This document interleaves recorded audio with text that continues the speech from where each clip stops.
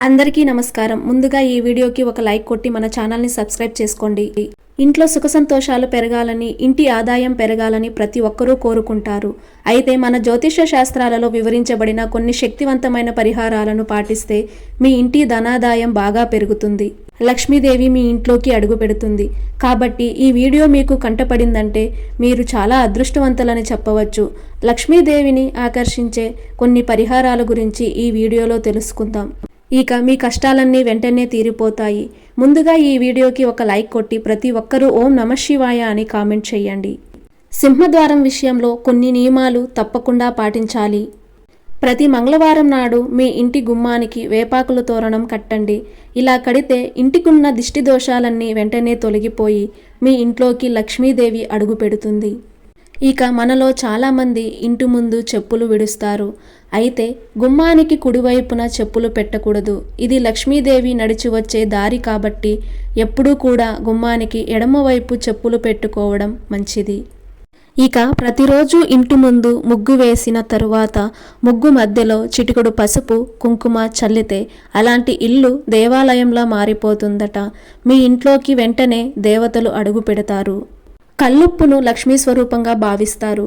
కాబట్టి ఉప్పు డబ్బా కింద ₹1 నాణెం పెడితే మీ ఇంటి ధన ప్రవాహం బాగా పెరుగుతుంది. ఒక్కోసారి మనకు తెలియకుండానే ఇంట్లో పాలు పొంగుతూ ఉంటాయి. ఇలా వంటగదిలో పాలు పొంగితే చాలా మంచిది. పాలు పొంగేటప్పుడు ఆ వాసన ఇల్లంతా వ్యాపిస్తే మీ ఇంట్లోకి ఐశ్వర్యం రాబోతుందని అర్థం. కానీ పొరపాటును కూడా పాలు మాడిపోకూడదు. ఇక రాత్రి సమయంలో సింక్లో ఎంగిలి గిన్నెలు ఉంచకూడదు. దీనివల్ల లక్ష్మీదేవి అస్సలు నిలవదు. కాబట్టి రాత్రిపూట ఎంగిలి గిన్నెలు లేకుండా జాగ్రత్త పడండి. వంటగదిలో ఉండే బియ్యం, పప్పు డబ్బాలు పూర్తిగా ఖాళీ అవ్వకూడదు. వంటగదిలో ఉండే ధాన్యం ఎల్లప్పుడూ నిండుగా ఉండాలి. బియ్యం అలాగే పప్పు ధాన్యాలు ఖాళీ అయితే దరిద్రానికి సూచన. కాబట్టి వీటిని ఎప్పుడూ నిండుగా ఉంచుకోండి. లక్ష్మీదేవికి అత్యంత ప్రీతికరమైన వాటిలో దక్షిణావృత శంఖం ఒకటి. కాబట్టి శంఖంలో పాలు పోసి ఆ పాలతో లక్ష్మీదేవికి అభిషేకం చేస్తే లక్ష్మీదేవి వెంటనే అనుగ్రహించి పట్టిందల్లా బంగారమయం అవుతుంది. ఇక ప్రతిరోజు ఇంట్లో దీపారాధన చెయ్యలేని వారు పచ్చ కర్పూరంతో లక్ష్మీదేవికి హారతి ఇస్తే ఇంట్లో అష్టైశ్వర్యాలకు సుఖ సంతోషాలకు లోటు లేకుండా మీ ఇల్లంతా సిరి సంపదలతో నిండిపోతుంది. ఇక వాస్తు ప్రకారం మీ బీరువాలో డబ్బు పెట్టే చోట ఒక చిన్న అద్దం మొక్కను పెట్టుకోండి. బీరువాలో ఉన్న డబ్బు నగలు అద్దంలో ప్రతిబింబిస్తే మీ సంపద రెట్టింపు అవుతుంది. ముఖ్యంగా మీ బీరువాలో పెట్టే నగలు డబ్బులు ఎర్రటి వస్త్రం పైన పెట్టుకోండి. దీనివల్ల వృధా ఖర్చులు లేకుండా మీ సంపద నిలకడగా ఉంటుంది. అలాగే డబ్బు దాచే ప్రదేశంలో పచ్చ కర్పూరం పెడితే లక్ష్మీదేవి త్వరగా ప్రసన్నమవుతుంది. దీనివల్ల మీ సంపద పెరుగుతుంది. వాస్తు ప్రకారం బీరువాను నైరుతి మూలలో పెట్టి ఉత్తరం వైపుకు తెరిస్తే మీ ఇంట్లో లక్ష్మీదేవి తాండవిస్తుంది. ఇక పసుపు అక్షంతలకు చాలా దైవశక్తి ఉంటుంది. కాబట్టి 21 అక్షంతలను ఒక పేపర్లో చుట్టి మీ పర్సులో పెట్టుకోండి. అప్పుల బాధలు లేకుండా మీ సంపద పెరుగుతుంది. ఇక మనం చేసే చిన్న చిన్న పొరపాట్లు మన ఇంటి ఆదాయాన్ని తగ్గిస్తాయి. ఇంట్లో కూర్చుని గోళ్లు కొరికితే రాహుదోషం వల్ల ఇంటి సంపద వృధా అవుతుంది. అలాగే కూర్చున్నప్పుడు కాళ్ళు ఊపితే మీ ఇంట్లో ఉన్న లక్ష్మీదేవి బయటకు వెళ్ళిపోతుంది. అలాగే సాయంత్రం పూట నిద్రిస్తే మీ ఇంటికి దరిద్రం చుట్టుముడుతుంది. ఇక మంగళవారం మరియు శుక్రవారం నాడు ఆడవారు తలస్నానం చేయకూడదు. కానీ శుక్రవారం పూట దీపారాధన చేయాలంటే మాత్రం తలస్నానం చేయవచ్చు. ఇక ఎండాకాలంలో పక్షులకు నీరు పెట్టడం, ధాన్యాన్ని ఆహారంగా వేయడం ద్వారా పితృదేవతలు శాంతించి మీ ఇంటికి కనకయోగం సిద్ధిస్తుంది. అలాగే రావి చెట్టు కింద నల్ల చీములు కనిపిస్తే వాటికి ఆహారంగా పంచదార వేయండి. దీనివల్ల రాహుకేతు దోషాలు పోయి ఆకస్మిక ధనలాభం. ఇక వారానికి ఒకసారి ఒక గ్లాసు నీటిలో చిటికెడు పసుపు అలాగే కర్పూరం పొడి వేసి ఆ నీటిని గుమ్మం పైన చల్లండి. ఇలా చేస్తే మీ ఇంట్లోకి దుష్టశక్తులు ప్రవేశించలేవు. ఇక మీ పూజ గదిలో తప్పనిసరిగా నెమలి ఈక పెట్టుకోండి. వాస్తు దోషాల వల్ల వచ్చే ఆర్థిక ఇబ్బందులు అన్నీ తొలగిపోయి మీ ఇంటికి కనకయోగం కలుగుతుంది. ఇక ముఖ్యమైన పని మీద బయటకు వెళ్ళేటప్పుడు పెరుగులో పంచదార కలిపి తినండి. మీరు వెళ్ళిన పనిలో ఆటంకాలు ఏర్పడకుండా విజయాలు సాధిస్తారు. ఇక ఆడవారికి దీర్ఘసుమంగళి యోగం సిద్ధించాలంటే మీ ఇంటికి వచ్చిన ముత్తైదులకు పసుపు కుంకుమలు తాంబూలం ఇవ్వండి. దీర్ఘసుమంగళి యోగం సిద్ధిస్తుంది. అలాగే మీ ఇంట్లో ఉన్న చీపురు ఎవరికీ కనిపించకుండా తలుపు వెనుక దాచి ఉంచాలి. అలాగే చీపురును నిటారుగా నిలబెట్టకూడదు, అడ్డంగా పడుకోబెట్టి ఉంచాలి. వాస్తు ప్రకారం ఇంటి ఆగ్నేయ దిశలో ఒక చిన్న మనీ ప్లాంట్ మొక్కను పెట్టుకోండి. దీనివల్ల విపరీతమైన ధనాకర్షణ పెరుగుతుంది. ఇక ఉప్పును ఎప్పుడూ కూడా ప్లాస్టిక్ డబ్బాలో వేయకూడదు. ఉప్పును జాడీలో కానీ స్టీల్ డబ్బాలో కానీ వేయాలి. ఇక ఇంట్లో భోజనం చేసేటప్పుడు తూర్పు వైపుకు తిరిగి భోజనం చేయాలి. దీనివల్ల మంచి ఆరోగ్యం, ఆయుష్ పెరుగుతుంది. కానీ దక్షిణం వైపుకు తిరిగి భోజనం చేయకూడదు. అలా చేస్తే మీ ఆయుష్ తగ్గుతుంది.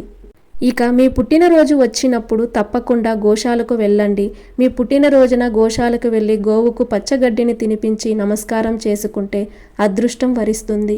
వాస్తు ప్రకారం మెట్లు కింద ఖాళీ ప్రదేశం ఉంటే అక్కడ ఒక చిన్న తొట్టెలో చేపలు లేదా తామర మొక్కలు పెంచితే మీ ఇంట్లో ధనం నిలకడగా ఉంటుంది. ఇక మీ పనుల్లో తరచూ ఆటంకాలు ఏర్పడుతుంటే ప్రతి బుధవారం 21 గరికలతో గణపతిని పూజించండి. ఇక వారానికి ఒకసారి మీ దగ్గరలో ఉన్న అమ్మవారి దేవాలయానికి వెళ్ళి అమ్మవారికి గాజులు సమర్పించి నమస్కారం చేసుకోండి.